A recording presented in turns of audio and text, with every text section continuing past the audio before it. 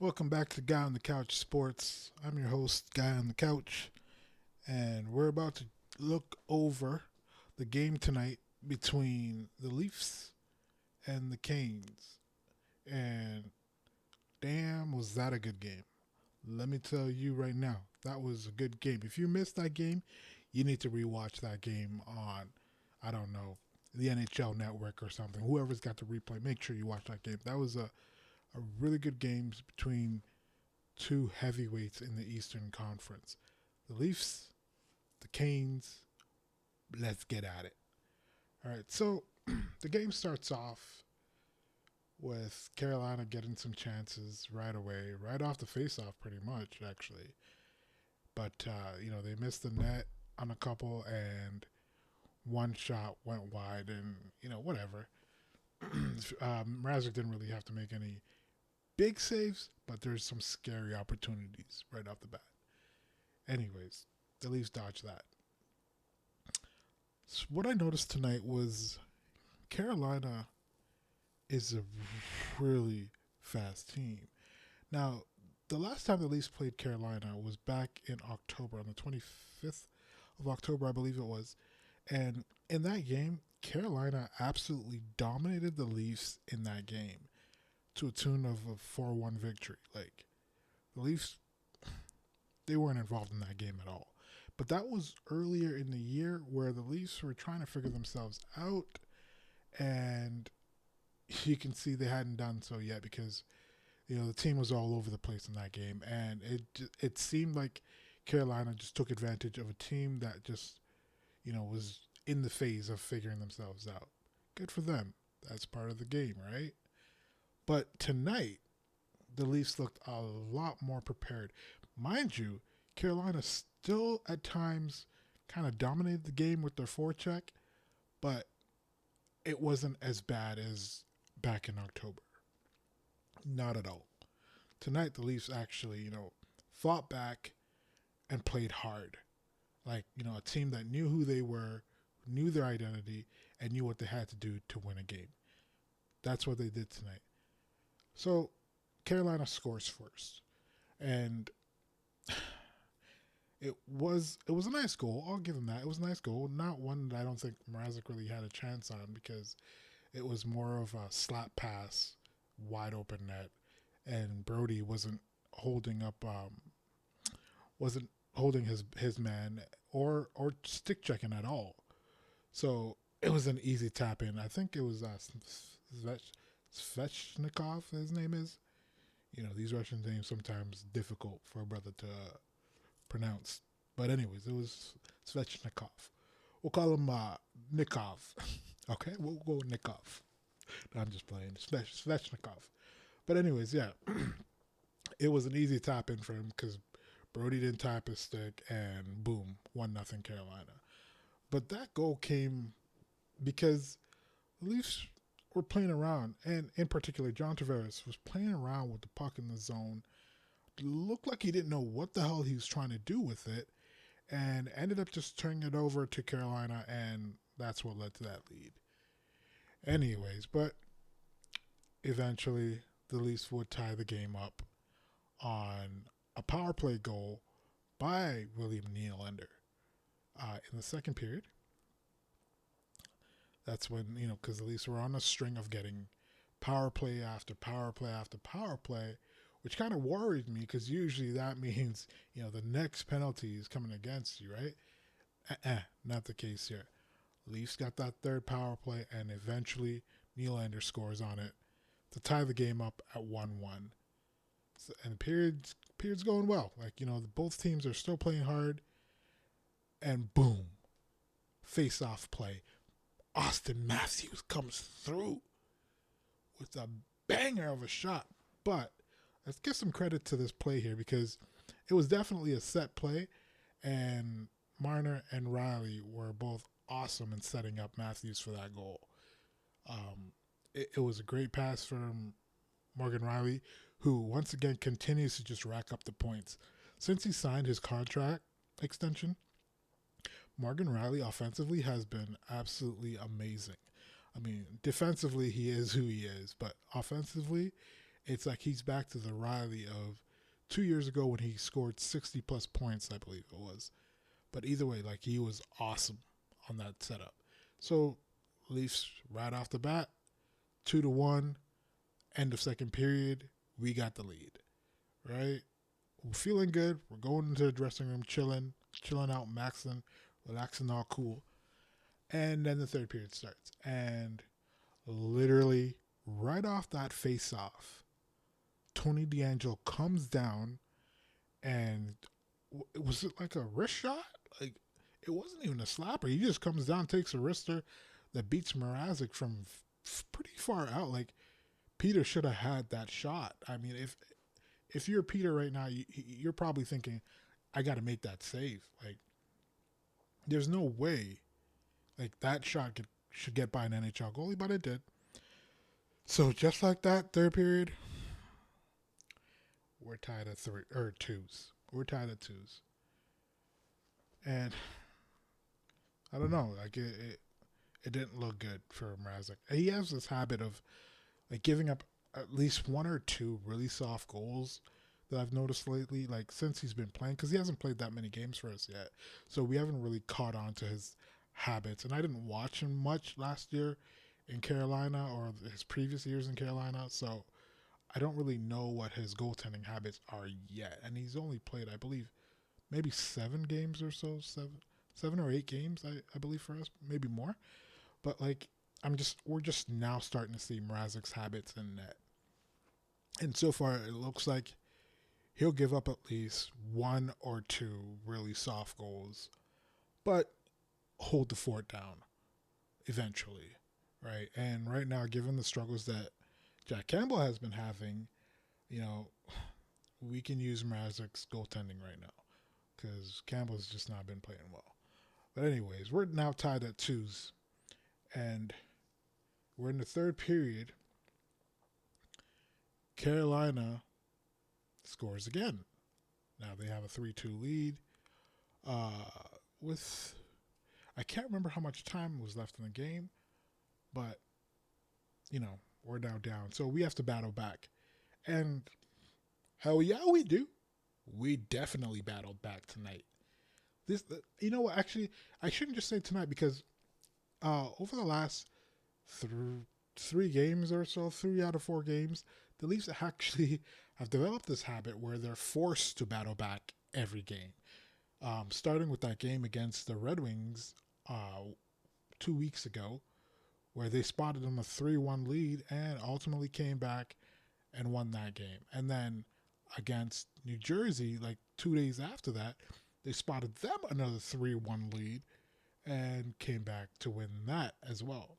So they're kind of, developing this comeback attitude right now, which is awesome because, in the playoffs, when you get down some, you have the ability to come back. And I'm loving that part of the Leafs right now, but I'm also hating it because that means they're not starting games on time. And, you can't have that in the playoffs. You can't be spotting leads and having to come back every night, like 3-1 leads and having to come back all the time. Especially in the playoffs, teams will lock that shit down. Like, no, it's not happening. So we need to not develop that habit at all. It's not something I want to see. But yeah, anyways, at least we know, though, that we're capable of coming back. And tonight was, one of those nights that go down 3-2, and they do just that. Late on a shot, I think from Justin Hall, or maybe it was Timothy Liljegren, a shot that Freddie probably should have had. This looked like the Freddie of like Maple Leaf days, where it's like, come on, you got to make that save. Like it's a weak shot. Maybe it was hard, but like it looked weak, and it bounces out of Freddie's glove, comes right out in front, and lucky for us, Mitchie was right there just waiting to pounce on that. And that's exactly what he does. Mitchie pounces on that, ties the game at 3, and boom, we're heading to OT. But before that, though, something scary happened. Before overtime, Austin Matthews gets hurt. My boy, My boy got hurt. He went hard into the boards, but that's not what hurt him. It was Brett Pesci's knee seemed to like catch him on the back of the head, and Maddie was down like for a couple minutes, holding his head, and then eventually the concussion spotters sent him off, so he couldn't play the overtime. But we didn't need him for this overtime because we had on fire Mitchell Marner. Yes, Mitch came through in OT after Ilya Mikheyev, of course, looked like he was about to end it for himself. But Mitch is like, nah, bro, I got this. Get on my back. Takes the whole team and wins it in OT for the Leafs. Beautiful. Absolutely beautiful. But the whole time, right after like Mitchie scored that and we won the game, all I could think about was, 34. Like, I hope 34 is okay. Like, Maddie's my boy. I love him. He's great. But we need him. You know what I mean? Like, we definitely need 34 in the lineup every single game because he's a beast. Anyway, so hopefully he's okay. We win the game. Both teams played well. Carolina was excellent. And they showed why they're one of the top teams in the league because they never take like a shift off. It doesn't seem like, that team just they play hard from the drop of the puck to the end of the game. Like that's a good 60-minute team right there. Like that's where I want to see the Leafs. You know what I mean? Like that kind of effort is what I want to see. But like the Leafs seem like they'll start on time some games, get a big lead, and then they'll just coast. And I hate that. Like I hate watching them do that because it's like if they played a full 60 minutes. Okay, you know what? Let's be real. You're not going to get every team that plays a full 60 minutes. But if you can get a team that plays a good 50-minute game with a 10-minute lapse, like that's amazing, right? And I wish, like the Leafs had that kind of effort on a nightly basis. But it just seems like they only bring that kind of effort when they're playing against really good teams. When they're playing against, the bottom barrel of the league, like they just take their foot off the gas, and that's how they end up losing games. Like, example, a game in Arizona a while back. Mind you, the Arizona goalie played really well that night too, but it just seems like the effort for the Leafs didn't come like it needed to.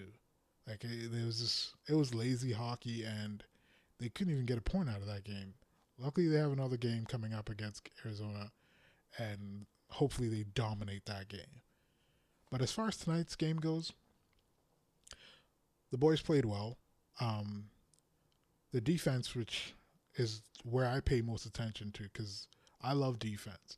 I'm a defense first kind of guy. So like for me, like I'm extremely hard on the defensemen and the goalies because that's how you win games. When it comes down to it, offense is fun, easy to play. Like scoring goals, I shouldn't say easy to play, but it's fun. You don't have to worry about defending. Like go into the other zone and put that puck in the other net. But like defense takes skill. Like it takes skill and a lot of effort. And a lot of times these guys just are very lazy in the defensive zone or just out of position. And I'm particularly talking about the bottom half of their defense. Like I'm talking about Justin Hall, Travis Dermott, Liljegren to an extent. He's fairly new, so I'm not gonna really pick on Timothy. He's pretty new as far as his NHL career goes. Like what is he in? Like game number 40 in his career right now. So can't really pick on him. He needs more experience. So I'll let him slide. But as far as Travis Dermott, he's like over, I think, 200 games. Dermott's played over 200 games, maybe close to that. I don't have the stats in front of me right now, but I know he's been here for a while, so he's got the experience. Justin Hall, like he's got the experience. He's played a lot of games, and it's like he's not getting any better. Like this is why, like I really hope at the trade deadline, Kyle Dubas does something smart, and by does something smart, I mean doesn't give away a first round pick unless it's for a complete stud on the back end. And who that stud is, I don't know, but I don't want to give that, like, the first round pick up for just some basic bitch. Like, no, I'm not about that. So let's get a nice, really good, dependable defenseman, preferably maybe like another right-handed shot, and we can bring Justin Hall on the third pairing. I think that'll do him good. He'd be a huge upgrade on the third pairing, but having him on the second pairing with Muzzin, like, it's just, I think it's too much for Justin Hall now. Like, he's just not up to the challenge right now as it looks. But whatever, we'll see what Dubas does at the trade deadline. As he said, he's got lots of time to analyze this. But I mean, through 43 games, you know what you need now. You should know what you need. Like, you're halfway through the season, you know what your team's about. You need defense, and a depth forward, just in case something happens to one of their other forwards. Like, somebody who can win more draws is good too, especially in the face-offs. In the playoffs, you need those face-off guys that can win every draw on every opportunity, because every goal it counts in the playoffs. Like, it's hard to score goals, so you want to stop as many as possible, right? So you need the defenseman, and you need a good third or fourth line center. Like, you can move Kampf to the fourth line, and he'll be great there too. Like, so far he's been good on the third line for the regular season. I'm not sure how he'll do in the playoffs with those heavy face-offs in the defensive zone, like, which Keefe uses them for all the time. But we'll see. Leafs are one of the best face-off teams in the league. I am aware of that. But it doesn't hurt to add some more players, especially on defense, though. But yeah, so good game, good win, 4-3 final. We play Thursday night. I can't remember who we're playing Thursday night, but I'll check that later. And when I do the game review, make sure you come back. All right. Once again, this is my first time doing this, so stick with me. Maybe you guys can teach me some tips on YouTube, and how to better my channel and stuff like that. I'm always open to that. Let's talk some hockey. Let's talk some Raptors. Let's talk some Blue Jays this year. I'm excited for that. Raptors won again tonight, by the way, beating Charlotte. So that's six straight, is it? I believe that's 6 straight wins. And both Raps and Leafs are currently on simultaneous 6-game streaks. And I think that's the first time it's ever happened. I don't think both teams have gone out streaking together at the same time. So that's cool. These Raptors are playing amazing right now. Like, they've got 7 players, and that's all Nick Nurse is using. And they're playing hard every night. I don't know if if they're going to be tired by the time the playoffs come, but right now they're definitely getting there, and they're the hottest team right now, at least in the East. I don't know about the West, but they're definitely the hottest team in the East right now, beating everybody. Everybody. There's no joke. Like, they beat everybody. That's what the Leafs are doing. They're beating everybody too, right? So Toronto sports right now is looking really good. Both teams should be in the playoffs by the end of the year. Both teams should be in the playoffs, hopefully in front of big crowds again, and lots of cheering. And hopefully the Leafs can make it past the first round for once. We get to the second round, and who knows what could happen. But let's definitely get past that first round. We need to. Otherwise, that's the end of Kyle Dubas. I don't want Kyle gone. I love Kyle. Kyle's like my favorite GM of all time since I started watching hockey. And I've been watching hockey for, I don't know, since 1990 maybe longer. But, Dubas has been my favorite Leafs GM since I've started watching hockey. It's awesome. I love the guy. I love everything he's about. I love the way he thinks the game. I love the way he is with the players. He's a good person first, and he's been a great GM. Like, of course, he's made mistakes, but who hasn't? Like, you know what I mean? He's made some bad trades. He's made some great trades. Muzzin, Campbell, like, you know, he's made some good trades. He's also made some bad trades, like, you know, Mason Marchment, I guess. But, you know, who hasn't made bad trades, right? Anyways, Leafs win tonight. Raptors win tonight. Can't wait to the next games. If the Raptors play before the Leafs, I will do a Raptors pregame and postgame. Hopefully, I can do them live because I know YouTube won't let me do live games right now. But whatever, I'm gonna start doing live games, and we can go from there. But yeah, the Raptors game was 116-101 for Toronto, just in case you're wondering. All right. So thank you for stopping by. I appreciate you. Subscribe, like, so other Leaf fans and Toronto sports fans can find me, and we can all just, you know, build an awesome community of Toronto sports. All right. Thank you. Have a great night. This guy on the couch sports signing off.